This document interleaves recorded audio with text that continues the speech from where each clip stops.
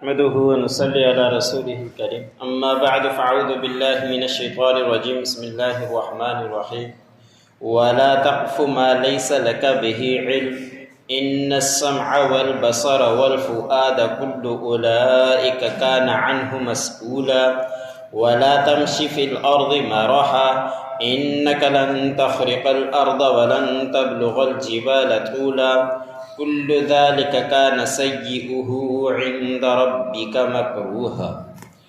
سورۃ بنی اسرائیل کا درس چل رہا ہے۔ اسی سورۃ کی آیت نمبر 36 سے لے کر 38 تک تلاوت کی گئی۔ ان آیتوں کے اندر اللہ رب العزت نے فرمایا کہ تم ایسی بات کے پیچھے نہ لگو جس کے بارے میں تمہیں علم نہ ہو۔ یہ ایک ایسی اللہ رب العزت نے نصیحت کی ہے کہ انسان اس کے اوپر عمل پیرا ہو جائے تو کوئی برائیاں نہ ہو، کوئی جھگڑے نہ ہوں، کوئی لڑائیاں نہ ہو، کہ سنی سنائی بات کو آگے مت پھیلا دیا کرو، اور جو تمہیں جس بات کے بارے میں علم نہ ہو اس کے بارے میں تم پیچھے بھی مت پڑا کرو کہ اس کا علم کیوں نہیں ہے، اس کو حاصل کرتے رہنا اور جستجو میں لگے رہنا کہ کسی طرح اس کی باتوں کا پتہ چل جائے۔ اس سے اللہ رب العزت نے منع فرمایا ہے۔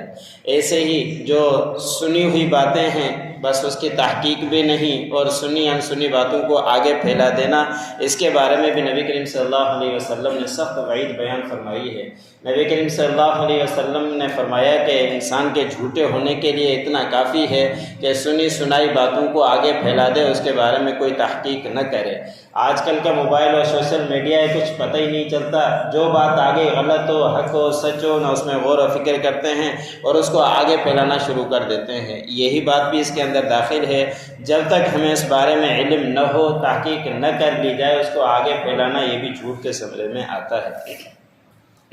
پھر آگے اللہ رب العزت نے فرمایا کہ جو اللہ رب العزت نے تمہیں نعمتیں دی ہیں، کان دیے ہیں، آنکھیں دی ہیں، دل دیا ہے، ان کے بارے میں قیامت کے دن تم سے سوال کیا جائے گا۔ یہ اتنی بڑی نعمتیں ہیں کہ ان نعمتوں کی تم نے قدر کی ہے یا صحیح قدر نہیں کی۔ انسان کے جسم کے اندر پورا نظام چلانے والی دل ہے۔ اگر دل کو ہم نے صحیح استعمال نہیں کیا، جس کے پاس دل نہیں ہے اس کی کیا کیفیت ہوتی ہے کہ پریشان رہتا ہے۔ دل کی اگر معمولی سی بھی خرابی ہو جائے تو انسان کی کیا کیفیت ہو جاتی ہے۔ تو یہ چیزیں جو اللہ رب العزت نے دی، ان کو صحیح استعمال کرنا ہماری ذمہ داری ہے۔ اس لیے اللہ رب العزت نے فرمایا کہ کانوں سے بھی صحیح باتیں سنو، اس کی برائیاں کسی کی ہرگز مت سنو۔ آنکھوں سے بھی صحیح اللہ رب العزت کی جو نعمتیں ہیں وہ دیکھو، آنکھوں سے گناہ ہرگز مت کرو، اور دل کو صحیح استعمال کرو۔ اگر نہیں کیا تو قیامت کے دن انہی کے بارے میں تم سے سوال کیا جائے گا۔ جو ہماری زبان ہے، قیامت کے دن اللہ رب العزت نے قرآن پاک کے اندر بھی بیان فرمایا کہ یہ تمہاری زبان بند ہو جائے گی، پھر تمہارے اعضاء گواہی دیں گے جو کچھ تم دنیا کے اندر کر کے آئے۔ ہاتھ گواہی دیں گے، پاؤں گواہی دیں گے، ہر چیز وہاں گواہی دے گی کہ یہ مجھ سے یہ برے کام کروایا کرتا تھا۔ اس لیے ان چیزوں کی نعمت کے ساتھ ساتھ ان کو غلط استعمال ہرگز نہ کریں، قیامت کے دن ان کے بارے میں پوچھ کی جائے گی۔ اس کے بعد اگلی آیت میں اللہ رب العزت نے فرمایا کہ زمین میں اکڑ کر مت چلو، جتنا بھی چاہے تم تکبر کر لو۔ اللہ رب العزت نے فرمایا کہ تم زمین کو پھاڑ نہیں سکتے، جتنا بھی چاہے تکبر کر کے اپنا سر بلندی کے اوپر لے جاؤ، لیکن زمین کو نہیں پھاڑ سکتے۔ ایسے ہی تکبر کرتے ہوئے اپنے آپ کو اتنا اونچا اور لمبا نہیں کر سکتے کہ تم پہاڑوں کی لمبائی تک پہنچ جاؤ، یہ بھی یہ کام نہیں کر سکتے، تو پھر تم ہرگز تکبر مت کیا کرو۔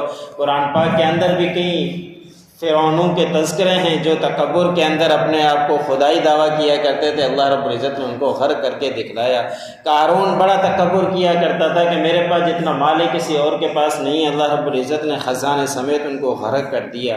حدیث مبارک میں آتا ہے کہ نبی کریم صلی اللہ علیہ وسلم نے فرمایا کہ ایک شخص چلتے ہوئے اکڑ دکھلا رہا تھا، تکبر کر رہا تھا، اللہ رب العزت کی نعمتوں کی ناشکری کر رہا تھا، اللہ رب العزت نے اس کو زمین کے اندر دھنسا دیا، اور تا قیامت وہ زمین کے اندر ہی دھستا ہی جائے گا جب قیامت قائم ہوگی۔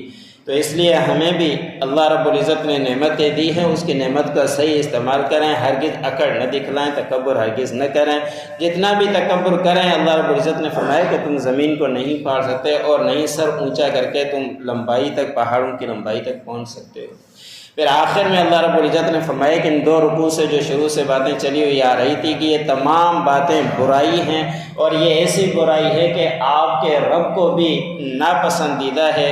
کہ والدین کی نافرمانی مت کرو، کسی کو ناحق قتل مت کرو، اور جو حقوق ہیں وہ تم ادا کرو، یتیموں کے مال کو ہرگز مت کھاؤ۔ اس طرح کے جتنے بھی احکام اللہ رب العزت نے ان 2 رکوع کے اندر بیان فرمائے، ان کے برائی کے ساتھ ساتھ بیان فرمائے کہ یہ تمام چیزیں آپ کے پروردگار کو ناپسندیدہ ہے۔ وَلَا تَقْفُ مَا لَيْسَ لَكَ بِهِ عِلْمٌ، تم ہرگز ایسی باتوں کے پیچھے مت پڑو جس کے بارے میں تمہیں علم نہیں ہے۔ إِنَّ السَّمْعَ وَالْبَصَرَ وَالْفُؤَادَ كُلُّ أُولَئِكَ كَانَ عَنْهُ مَسْئُولًا، بے شک کان اور آنکھیں اور دل ہر چیز کے بارے میں اللہ رب العزت ان کے بارے میں تم سے سوال کریں گے۔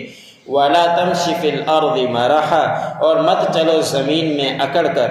إِنَّكَ لَن تَخْرِقَ الْأَرْضَ وَلَن تَبْلُغَ الْجِبَالَ طُولًا، کہ ہرگز تم زمین کو نہیں پھاڑ سکتے اور ہرگز تم پہاڑ کی لمبائی کو نہیں پہنچ سکتے جتنا بھی سر اونچا کر لو۔ كُلُّ ذَلِكَ كَانَ سَيِّئُهُ عِندَ رَبِّكَ مَكْرُوهًا، یہ تمام باتیں اللہ رب العزت جو برائیاں بیان کی گئی یہ آپ کے پروردگار کو بری باتیں بھی ہیں اور آپ کے پروردگار کو ناپسندیدہ ہیں۔